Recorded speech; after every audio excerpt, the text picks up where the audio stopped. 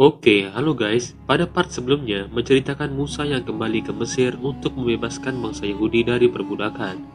Apakah ia berhasil melakukannya? Yuk kita masuk saja ke videonya.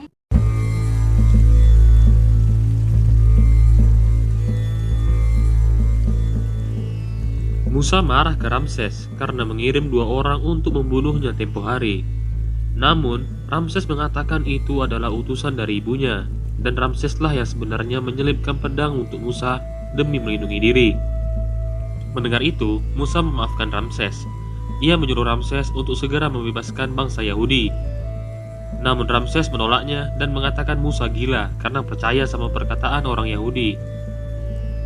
Musa mengatakan bahwa itu bukanlah perkataan orang Yahudi, tapi adalah perkataan dari Tuhan. Keesokan harinya, Ramses emosi karena ancaman Musa semalam. Ramses memerintah anak buahnya untuk membunuh Musa dan keluarganya. Dan saat itu juga tentara Mesir menyiksa budak-budak Yahudi untuk mencari Musa.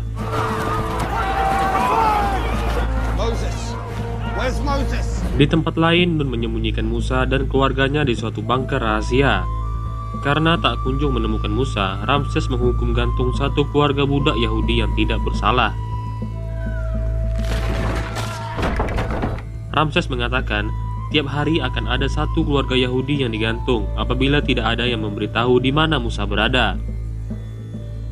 Hal ini membuat budak-budak Yahudi emosi dan mereka pun sepakat untuk melakukan pemberontakan ke Firaun. Para pemuda kuat Yahudi pun berkumpul di suatu tempat untuk mempersiapkan pemberontakan. Keesokan harinya, satu keluarga Yahudi pun kembali dihukum gantung. Sementara itu, di tempat lain, Musa melatih pemuda Yahudi untuk berperang. Sore harinya, Musa mengatakan di depan pasukan Yahudi bahwa mereka tidak akan bisa menang apabila melawan langsung bangsa Mesir. Salah satu cara melemahkannya adalah dengan memutus suplai makanan dan minuman bangsa Mesir. Malam harinya, Musa dan Yahudi lainnya pun beraksi. Mereka membakar gudang makanan dan perkebunan rakyat Mesir.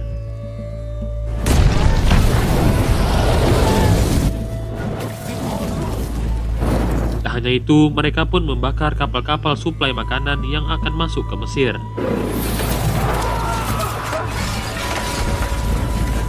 Ramses yang mengetahui hal itu pun tak tinggal diam. Ia langsung memberi serangan balasan dengan membakar rumah-rumah budak Yahudi. Keesokan harinya, Musa pergi ke bukit untuk bertemu dengan The Messenger. The Messenger mengatakan bahwa yang dilakukan Musa itu sia-sia. Ramses tidak semudah itu untuk dikalahkan. Lalu The Messenger mengatakan bahwa mulai saat ini, ia yang akan turun tangan. Lalu tiba-tiba dari dalam sungai Nil muncul ribuan buaya yang menyerang para nelayan Mesir. Buaya-buaya itu memakan para nelayan dan saling gigit satu sama lain. Hal itu membuat sungai Nil berubah menjadi sungai darah dan menyebabkan jutaan ikan di dalamnya mati mengambang dan membusuk. Ramses menyuruh dukun istana untuk mengatasi hal tersebut, namun itu sia-sia. Air sudah mengalir ke kebun dan sawah rakyat Mesir dan menyebabkan gagal panen besar-besaran. Lalu pada malam harinya, jutaan kodok tiba-tiba muncul dari dalam sungai Nil dan menyerbu rumah warga Mesir yang bahkan memasuki istana Firaun. Keesokan harinya, jutaan kodok itu pun mati dan mengeluarkan miliaran belatung yang berubah menjadi lalat. Dan bahkan, lalat-lalat itu menularkan penyakit kulit yang menyebabkan semua warga Mesir terkena penyakit kulit, tak terkecuali keluarga Ramses. Salah seorang anak buah Ramses menunjukkan tulisan pada kudanya, yang bertuliskan bahwa ini semua adalah ujian dari Tuhan, dan Ramses harus segera membebaskan bangsa Yahudi demi kebaikan bersama. Namun hal itu malah membuat Ramses makin marah. Ramses memperbanyak pekerjaan budak Yahudi serta membatasi sumber pangan mereka. Keesokan harinya, tiba-tiba kuda kesayangan Ramses mati karena penyakit aneh. Tidak hanya kuda, semua hewan di kerajaan Mesir mati karena penyakit aneh tersebut. Ramses menghukum gantung dukun istana karena tidak mampu menghentikan musibah-musibah ini. Malam harinya, kerajaan Mesir turun hujan es yang sangat lebat dan menyebabkan kerusakan di mana-mana. Lalu keesokan harinya, jutaan belalang datang dan memakan semua buah serta tanaman rakyat Mesir. Salah satu menteri Ramses pun melaporkan bahwa telah terjadi gagal panen besar-besaran, dan ia menyarankan agar Ramses berbagi stok makanan di gudang kerajaan untuk rakyat Mesir. Namun Ramses dengan tegas menolak. Malam harinya, gudang makanan kerajaan Mesir diserbu oleh rakyat yang kelaparan. Namun para tentara telah menunggu mereka dan membunuh rakyat Mesir yang mengambil makanan tanpa belas kasihan. Pada malam harinya, Ramses seperti mendengar seseorang yang datang. Namun ternyata tidak ada siapapun. Ramses yang emosi pun berteriak mengatakan akan membantai semua anak-anak Yahudi seperti seharusnya Musa rasakan dahulu. Lalu Ramses mengatakan bahwa ia adalah Tuhan. Dan Ramses tidak takut dengan Tuhan yang Musa sembah. Keesokan harinya Musa datang menemui Ramses. Dan tak disangka, prajurit Ramses tidak menyerang Musa, malah mempersilahkan Musa untuk masuk. Di hadapan Ramses, Musa kembali memohon untuk membebaskan bangsa Yahudi. Karena jika tidak, malam ini akan terjadi musibah yang menewaskan semua anak-anak bangsa Mesir. Musa akhirnya pergi meninggalkan Ramses untuk menemui bangsa Yahudi. Musa menyuruh bangsa Yahudi untuk menyembelih kambing dan mengoleskan darah kambing di depan pintu rumah. Malam harinya, Ramses yang gelisah duduk di dekat anaknya yang tertidur sambil memegang pedang untuk berjaga-jaga. Lalu tepat pada malam hari, tiba-tiba langit menjadi semakin gelap. Api-api di rumah warga Mesir padam secara serentak. Tak lama kemudian terdengar suara isak tangis dari pemukiman warga Mesir, yang menandakan anak mereka telah tewas secara tiba-tiba. Dan bahkan terlihat Ramses yang menangis dan memeluk anaknya yang telah tewas. Keesokan harinya Ramses pun datang menemui Musa dan berkata, "Tuhan macam apa yang kau sembah yang tega membantai anak-anak?" Musa mengatakan bahwa hanya anak-anak bangsa Mesir yang tewas, sedangkan anak dari bangsa Yahudi masih hidup. Ramses pun terkejut dan berteriak mengusir semua warga Yahudi dari Mesir. Ia setuju untuk membebaskan mereka.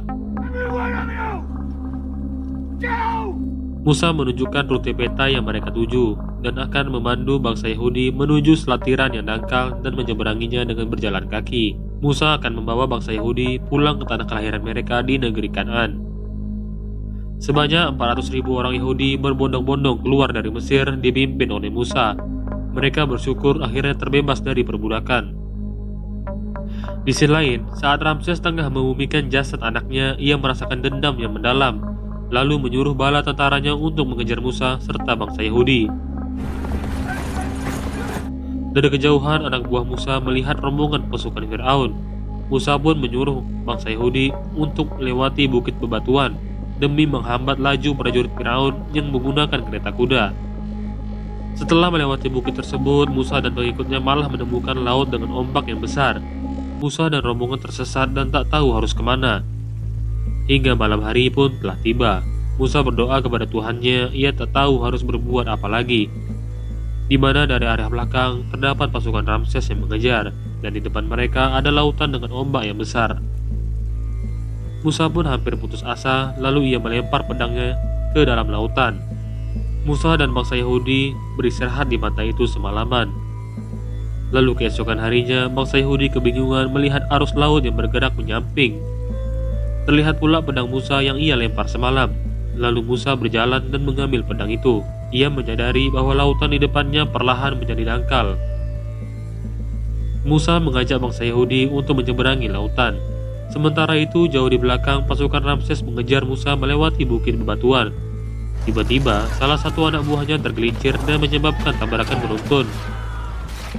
Dan ribuan pasukan Ramses pun terjatuh dari bukit yang menyebabkan longsor. Namun hal itu tidak membuat Ramses goyah. Ia tetap melanjutkan perjalanannya mengejar bangsa Yahudi. Saat bangsa Yahudi hampir menyeberangi lautan, dari jauh Musa melihat pasukan Ramses yang telah mencapai pantai. Ramses pun menyuruh pasukannya menyeberangi lautan, sedangkan Musa mengajak pemuda Yahudi berbalik arah untuk menghadang pasukan Ramses. Dari jauh, Musa melihat badai yang membawa ombak lautan yang besar datang menuju arah mereka. Pasukan Ramses yang melihat itu pun ketakutan dan berbalik arah meninggalkan Ramses sendirian. Musa menyuruh pemuda Yahudi untuk segera pergi menyeberangi lautan, biarkan ia sendiri yang menghadapi Ramses. Musa mengajak Ramses untuk ikut dengannya karena tak ada cukup waktu untuk berbalik arah. Namun Ramses yang diselimuti rasa dendam terus mengejar Musa untuk membunuhnya. Di belakang, pasukan Mesir pun terhantam oleh ombak dan menewaskan mereka semua. Saat Ramses hendak menyerang Musa, ombak laut pun langsung menghantam mereka berdua. Sedangkan bangsa Yahudi telah berhasil menyeberangi lautan. Tak lama kemudian, ternyata Musa berhasil menyeberangi lautan dan kembali menemui rakyatnya. Ia bertanya ke salah satu pengikutnya apakah yang akan terjadi setelah bangsa Yahudi tiba di Kanaan. Mungkin saat ini Musa bisa mengendalikan kelakuan bangsa Yahudi, namun itu tak mungkin selamanya karena umur manusia yang terbatas. Lalu diperlihatkan sisi pantai yang lain di mana ternyata Ramses berhasil selamat dan memandangi semua pasukannya yang telah tewas. Di perjalanan, Musa mampir ke rumah istrinya Zipora. Zipora ingin ikut dengan Musa untuk mengantar bangsa Yahudi ke negeri Kanaan. Namun Musa melarangnya karena perjalanan ini sangat jauh dan berbahaya. Malam harinya, Musa pergi ke atas gunung Keramat untuk menemui The Messenger. Dari atas sana, The Messenger melihat kelakuan bangsa Yahudi yang berpesta pora merayakan kebebasan. The Messenger pun menyuruh Musa untuk menulis sesuatu di atas batu. Ia menjelaskan bahwa umur manusia terbatas, Musa tak akan selamanya membimbing bangsa Yahudi. Oleh karena itu, Musa harus menulis ajaran-ajarannya di atas bongkahan batu untuk bangsa Yahudi nantinya. Lalu beberapa tahun kemudian diperlihatkan Musa yang sudah tua masih memimpin bangsa Yahudi menuju tanah kelahiran mereka, negeri Kanaan. Dan film pun berakhir. Oke, sekian video dari saya. Sekali lagi saya ingatkan, anggap video ini hanya film semata dan tidak mengaitkannya dengan agama manapun. Oke, mohon maaf apabila ada salah. Sampai jumpa di video berikutnya.